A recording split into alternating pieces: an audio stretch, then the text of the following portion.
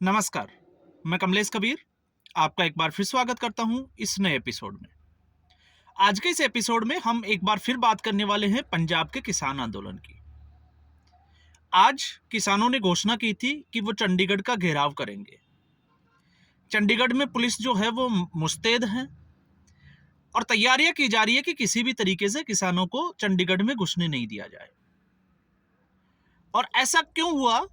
2 दिन पहले, क्योंकि कल भी मैंने एक वीडियो में बात की थी, 2 दिन पहले जब भगवंत मान की किसानों के साथ संयुक्त किसान मोर्चा के लगभग 40 नेताओं के साथ मीटिंग थी और जो मीटिंग जो है वो लगभग 2 घंटे से भी ज्यादा चली और उसके बाद में अचानक से भगवंत सिंह मान जो है वो हाइपर हो जाते हैं और मीटिंग छोड़कर चले जाते हैं।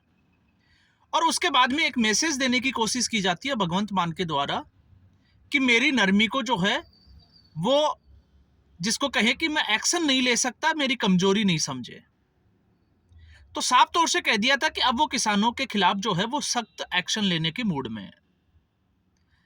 अब उस वीडियो में हमने बात की थी कि ये क्यों जरूरी है, लेकिन उसके बाद में जिस तरीके से हम एक्शन की बात करते हैं तो पंजाब के बठिंडा में जोगिंदर सिंह उग्राह, आपने नाम सुना होगा, जिस तरीके से किसान यूनियन के बड़े नेताओं को जो है वो छापेमारी की गई और उनको नजरबंद कर दिया गया या फिर उनको हिरासत में ले लिया गया।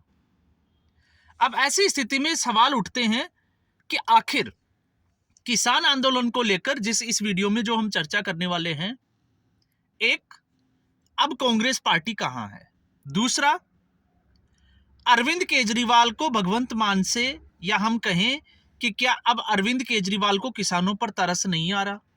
और तीसरा हम बात करेंगे जो किसान यूनियन के जो लीडर बने घूमते थे, बिचौलिए जिनको हम कहें, अब वो कहां है? तो आपका मैं भूमिका बना के यहां पे जो है वो ज्यादा समय आपका खराब नहीं करूंगा।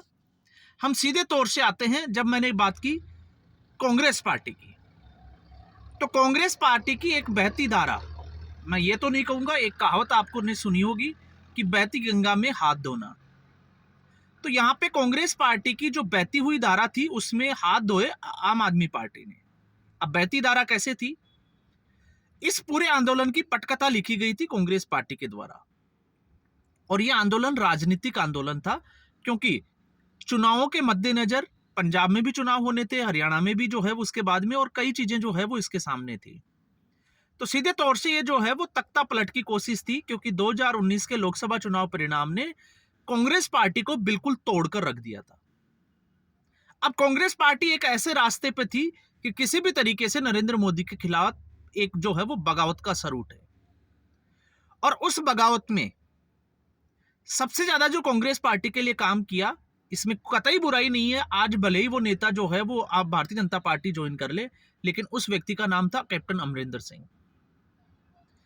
और उसके बाद में आप देखिए कि इसके जो बहती जो धारा थी उसमें हाथ धोए आम आदमी पार्टी ने, और किस तरीके से धोए? जब किसानों की जो है वो जत्था दिल्ली पहुंचा तो दिल्ली बॉर्डर पर उनको रोक दिया गया, और उसके बाद में जितनी भी जो सुविधाएं किसानों को दी जा सकती थी वो दी अरविंद केजरीवाल ने, क्योंकि अरविंद केजरीवाल इसके जरिए पंजाब में सत्ता की सीढ़ियां चढ़ना चाहता था।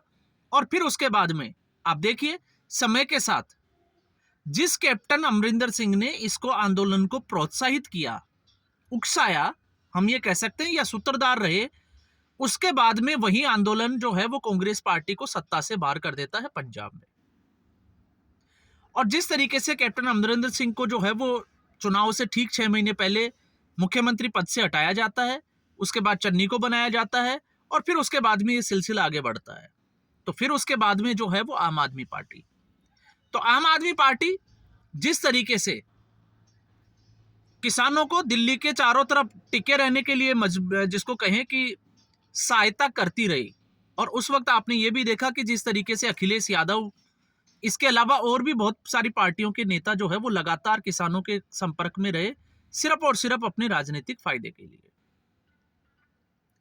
अब उसके बाद में जब हम आते हैं, तो इसलिए मैंने कहा कि कांग्रेस पार्टी की जो बहती नदी जो धारा थी उसमें हाथ धोए आम आदमी पार्टी ने। फिर उसके बाद में हम आते हैं राकेश टिकैत के ऊपर। राकेश टिकैत कहने को वो किसान है, लेकिन जब आज उसकी संपत्ति के बारे में हम पता करते हैं तो आपको पता चलेगा कि करोड़ों की संपत्ति इकट्ठा कर ली।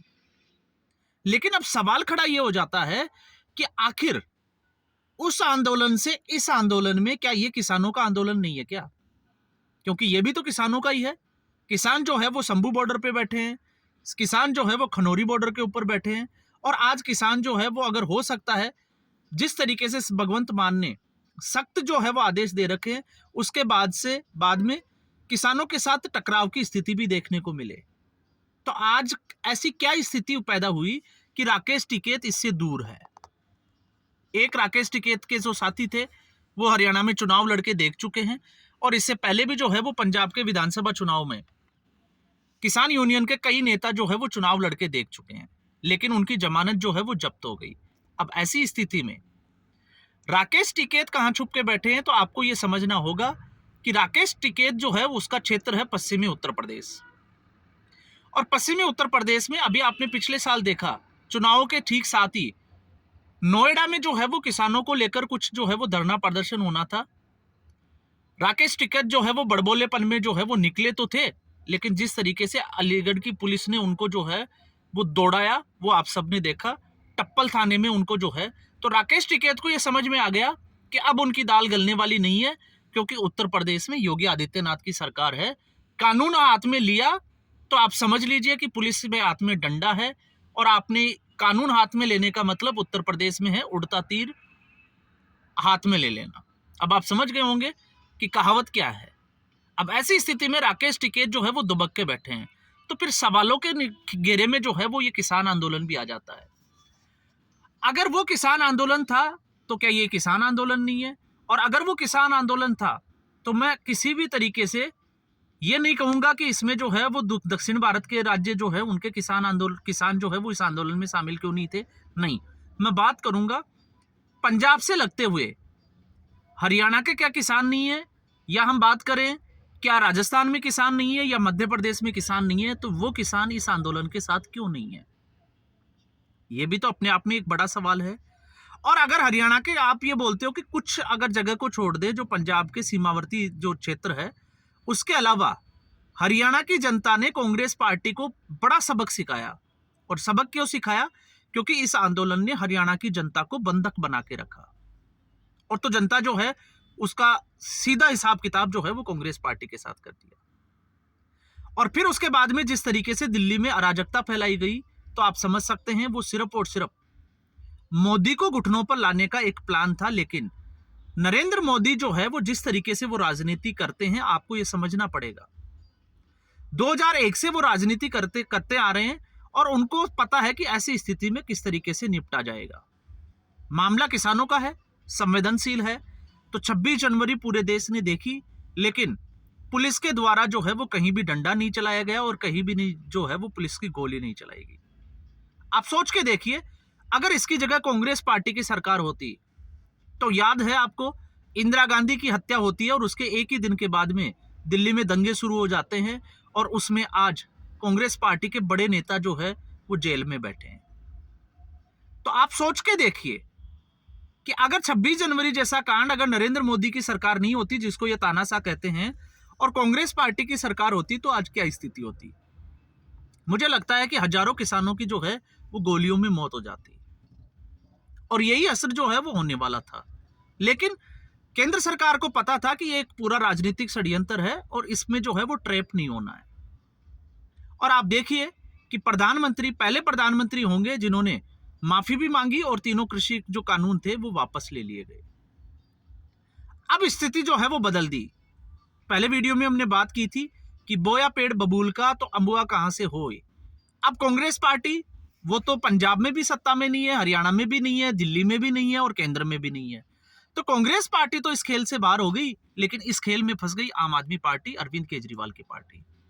अरविंद केजरीवाल का दिल्ली में क्या हासिल हुआ वो आप सबने देखा। तो अब दिल्ली में किसानों को पता है कि दिल्ली पहुंच भी जाएं गलती से, तो वहां पर अब जो है वो जिस तरीके से फ्री की बिजली, पानी और जो सुविधाएं आम आदमी पार्टी ने दी थी, केजरीवाल ने दी थी, वो अब मिलने वाली नहीं है।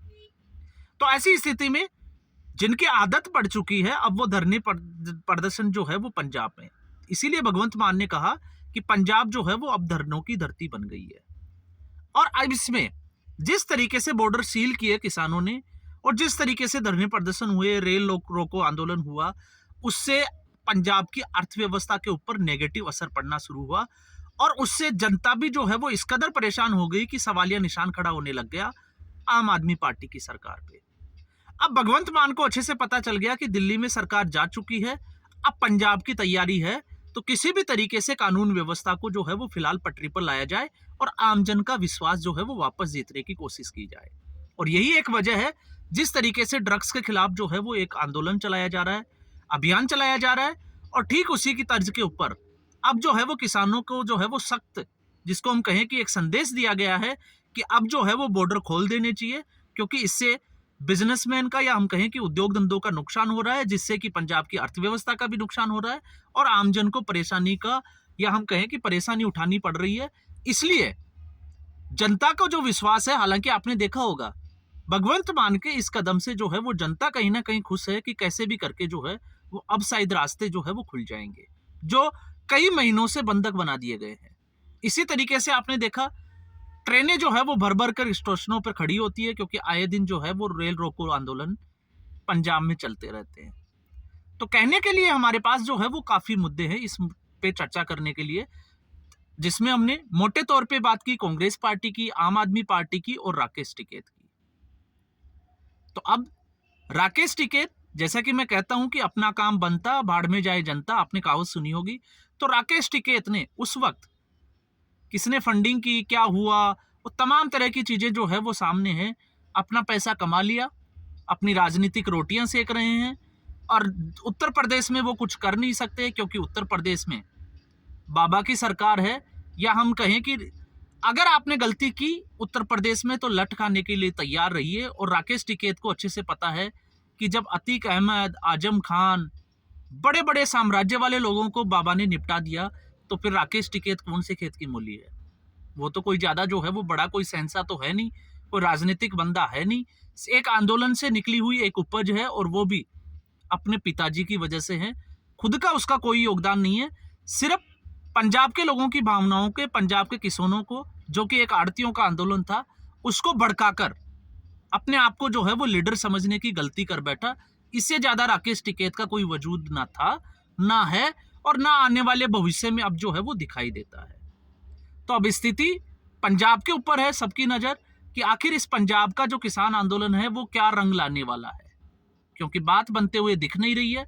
और बात बनते हुए इसलिए भी नहीं दिख रही क्योंकि किसानों के जो जितने भी जो नेता है, जो राजनीतिक तौर पे अपने आप को जो है वो राजनेता समझने की गलती कर बैठे, वो इस तरीके की शर्तें रख रहे हैं कि किसी भी तरीके से किसी भी सूरत में जो है वो टेबल के ऊपर बात की नहीं जाए। क्योंकि सुप्रीम कोर्ट ने प्रयास करके देख लिया, लेकिन किसी भी कमेटी में आपने देखा होगा किसान यूनियन के कोई भी नेता शामिल नहीं हुए। तो यह है किसान आंदोलन का हाल, और अब यही हाल जो है वो आम आदमी पार्टी का होता हुआ नजर आ रहा है। तो आज के एपिसोड में बस इतना ही। उम्मीद करूंगा वीडियो एपिसोड आपको पसंद आया होगा। वीडियो को लाइक करें, शेयर करें, चैनल जरूर सब्सक्राइब करें। धन्यवाद।